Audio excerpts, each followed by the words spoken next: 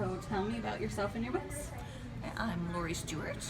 I started out as a film writer and producer for independent films. And when my mobility issues became too strong for me to be able to stand up for the length of time needed for film, I switched to writing books because I still have millions of stories that want out. Do you want to tell me about the books you have out now? Right now, I have 2 out of 3 books in a literary series out.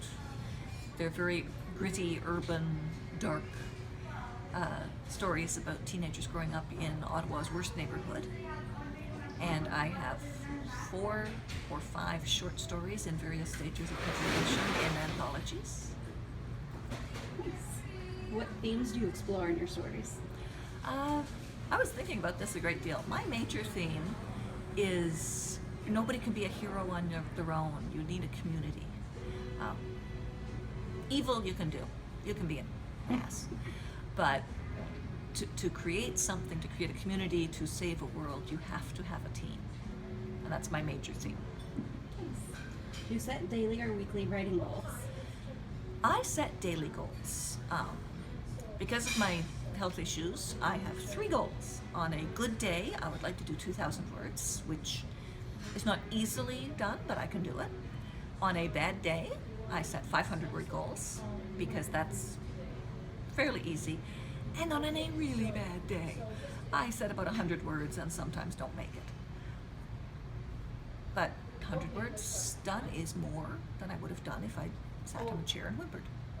What do you do to recharge? I spend time with people I love. Plus, I have a 3-month-old godson. And there's just something about that armful of warm innocence that it relaxes me enough for everything to flow again, even if he doesn't talk back when I tell him about my story. And what advice do you have for aspiring writers? I can't remember if it was Neil Gaiman or Stephen King, but his advice was basically bums in seats. The only way to learn to write is to write. And everybody writes shit in their first draft.